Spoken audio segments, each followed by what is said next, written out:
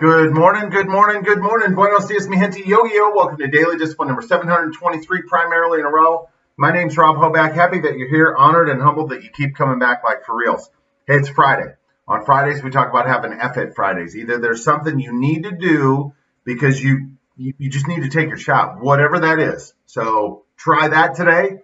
Just know the worst thing that could happen is you could fail. And that's where we learn how to win. Or you say, you know what, that thing over there in my life's not working anymore. I don't want to do that anymore. You just start shutting that down, right? And sometimes one is connected to the other. That's how that works. October the 9th, 2020, it's a work day. I got work to do. Let's do it. First things first, still the realist. I'm also proud, but not in a prideful way. I am proud of accomplishments of a couple kids on the football team. We're going to talk about that here in a few minutes. We will start with our real talk, which is this.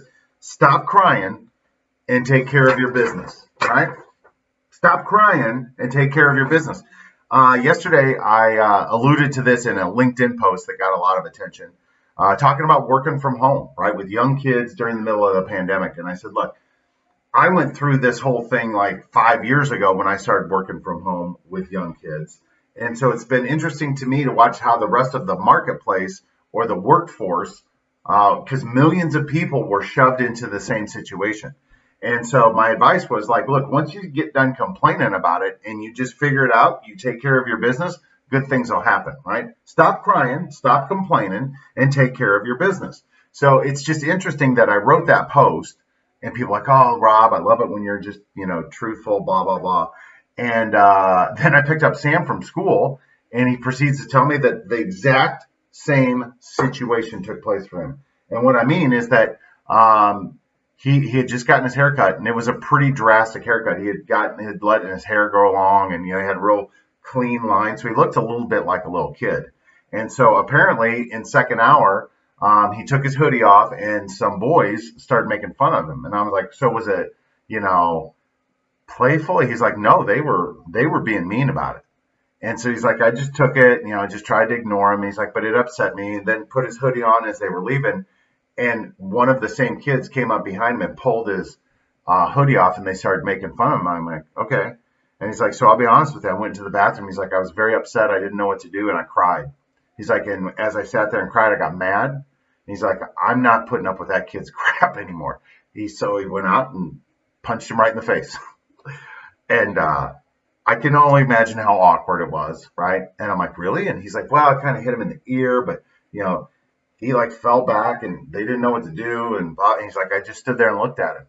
And I'm like, well, then what? And he's like, then just walked away. He's like, there's a whole bunch of people walking or looking at me. He's like, I just walked and went and got my stuff and went to my next class. And he's like, and I didn't think it was that big of a deal. He's like, but I know you're going to hear about it at practice tonight, so I wanted to let you know. I was like, wow.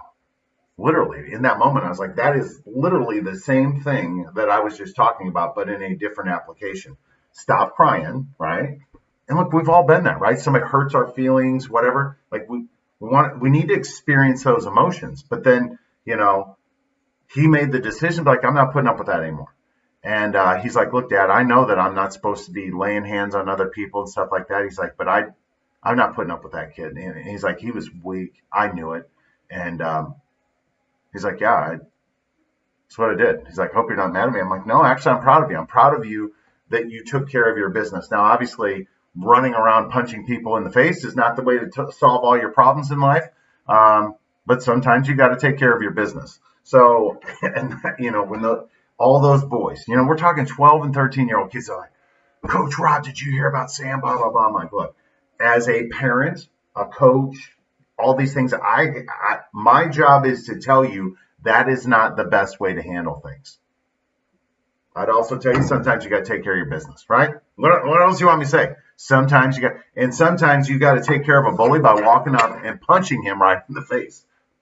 Proud of him. Proud of Seth, who's on Sam's team, who this morning it was announced that he is the student of the month for his entire school. And so I just was texting with his father and I said, look, tomorrow when we get to the game, I'm going to let Seth in front of the entire team know that you're going to be our captain tomorrow, because we've got a couple of kids that if they were playing school ball right now, they wouldn't be allowed to play because the grades stink, right? So nurture what you want, right? let's do our thank yous and we're done. Number one, God's been good to us in the good times and the bad. Obviously thankful for Samuel. It's a pleasure watching him grow up and try to do the right thing. Lance Briggs, right? Yesterday I was sitting here, and yesterday morning I said, I'll take the Bucks. And then yesterday, during the afternoon, I had it on, and Lance Briggs was on NFL Network, and he's like, look, people need to pump the brakes on Nick Foles. Indianapolis defense is legit. And then I heard another guy talk about, he's like, Indianapolis' defense is the number one defense in the National Football League. And then they started talking about, hey, there's a couple key injuries on the Buccaneers side of the ball, short week going on the road. And so I got a little gambling deal with my Ani, which is Japanese for brother, where we bet on games, right? Like we say, who do you like, blah, blah, blah. And then we just, over the course of the year, and it always ends up being about the same, literally every year. And so last night after talking, I'm like, I'll take the Bears. That's the game that the Bears win and gives the Bears fan base hope, because coming in, like, there was a lot of hype around the Buccaneers.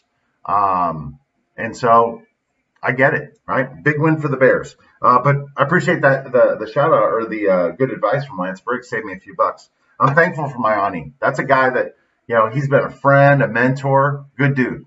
I'm thankful I got him in his life. I'm thankful for Jack. Yesterday morning, I don't know if I told you all this or not. No, because it was after this, that we were sitting there getting ready, and he came out of his room and said, Daddy, turn off the TV. I'm ready to go to school. I'm like, wait, what? Literally had never said anything like that before.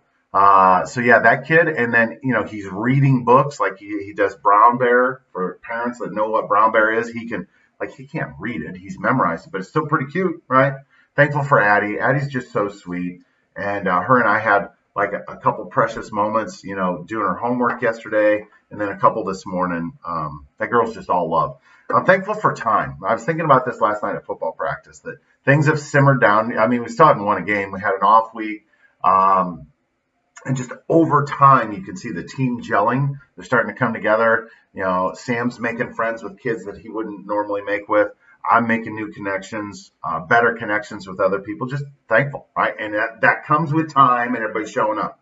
I'm thankful for LeBron, right? So tonight, you got the Lakers looking to close out the series, and they're wearing their Mamba jerseys, right? Come on. It's a pretty big deal. I already talked about Seth, and I'm thankful for whatever else today brings. Tomorrow, I'm thankful for it all. These are universal truths, right? If you want to be happy, you got to be thankful for what you got, and 2 + 2 is always 5. With that, we're done. Hands up, peace out, we're better together. Appreciate you stopping by on an F-It Friday. Remember, either you're done with it or you need to get after it. One of those two things, right? We'll be back tomorrow on a Savage Saturday. We'll do a prayer breakfast. We'll see you then. Deuces. #Real Talk. Love you guys. Bye.